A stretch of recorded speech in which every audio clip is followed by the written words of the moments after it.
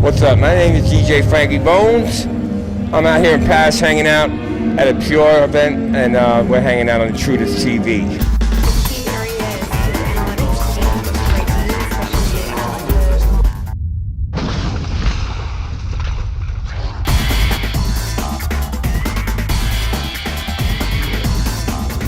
How's the ambience here? It's bigger and better than ever. 25 years, it's still going. Yeah, it's doing real good. We're gonna speak about 25 years again, things like this. First, let's speak about how about you now? Your last record as an artist was in 2006, and you left Sonic Groove in 2004. So how about, we're gonna speak about that after, but how about you now? I took a short hiatus in California for 5 years. I never stopped DJing, just because, you know, music now is all digital. I like making records, so records aren't important anymore, so I kind of slowed down a little, but DJing, never stopped DJing. DJ every week in America, and this is going on almost 25 years now, so I'm still, you know, doing my thing with that. You know, record stores in America, they don't exist no more, so we closed in 2004. We had a good 15-year run, and you know, I mean, just still love the vibe, still love the music, still DJ, still love it, you know. So, yeah. So you're not involved as before. You don't make any production. You're not label manager, but you still have a role with young generation, or maybe as a kind of consultant in music.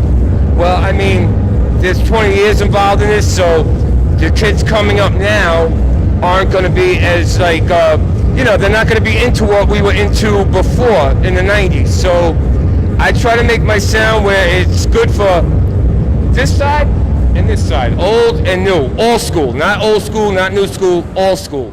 Try to keep it for, you know, because everybody was a teenager once, you know. I never let that go. Okay, and it's not possible for me not to speak about all you've done. We're not going to speak about everything you've done, but few things first. We're now in a rave, and sometimes people talk about you as the first original DJ who brought rave with the sound of Brooklyn in UK.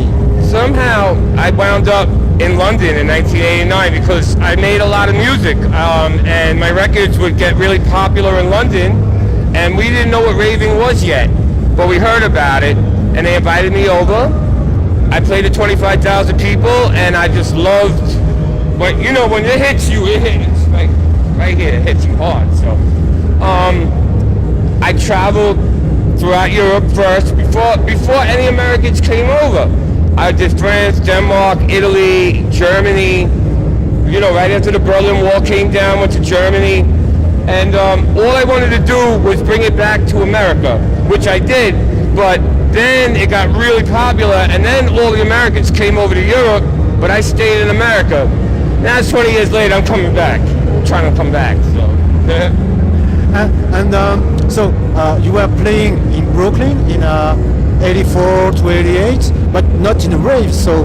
Well, the rave scene didn't happen in New York till 1990. After 1990 it happened, but we had a big acid house scene, 87, 88, 89. It was big in the clubs.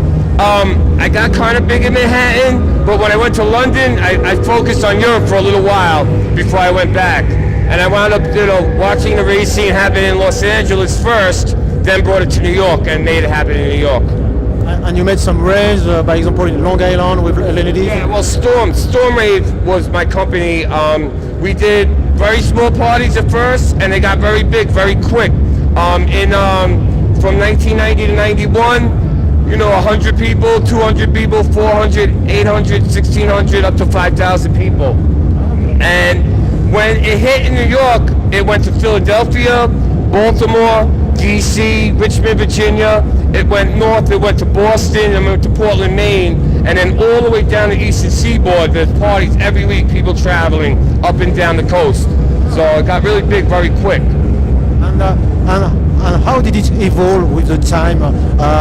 In France, by example, there have been more clubbing in late 90s.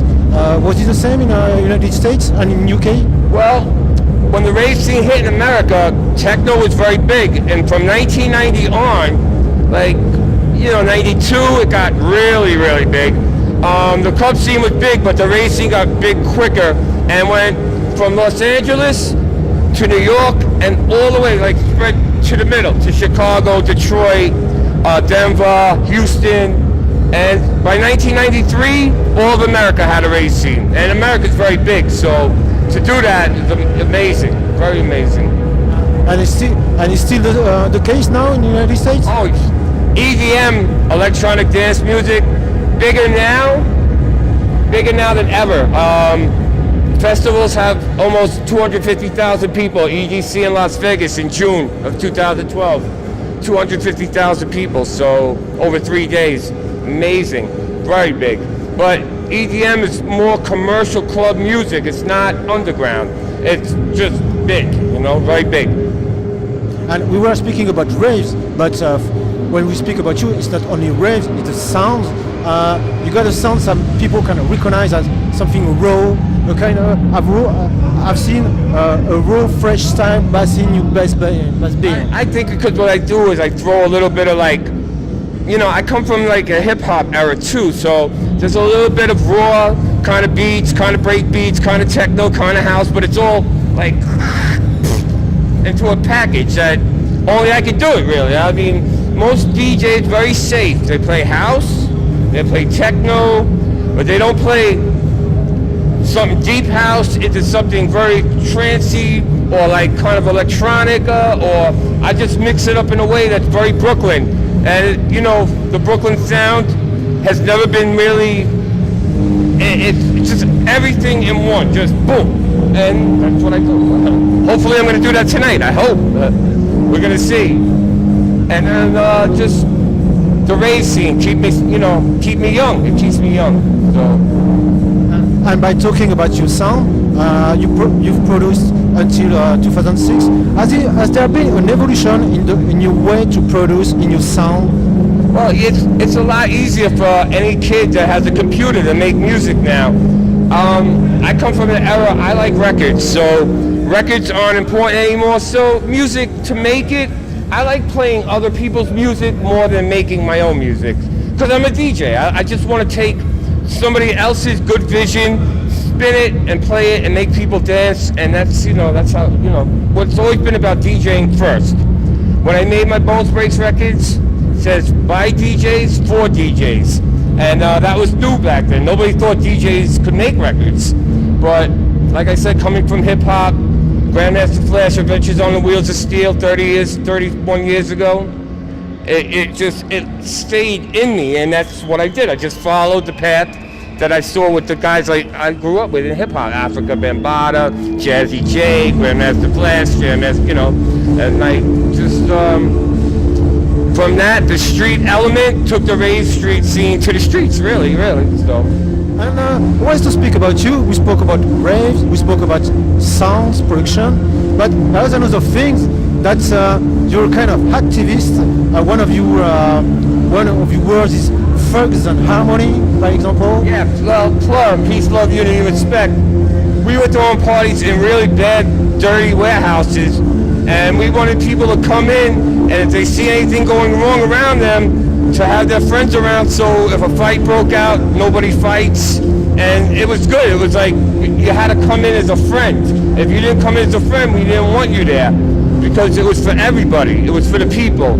And that's how we always lived in Brooklyn. It's very rough, like very, street, a lot of gangs, and we just wanted to bring the love and people to feel the music. And still to this day, it's still, still going. So I guess we did something right, Another word used in your biography is that you use guerrilla street tactics more than blogging and email blasts. Well, like street tactics is when you're in the street. Like, if you had mixtapes, you could sell them out of the trunk of your car. You didn't have to go to a record label.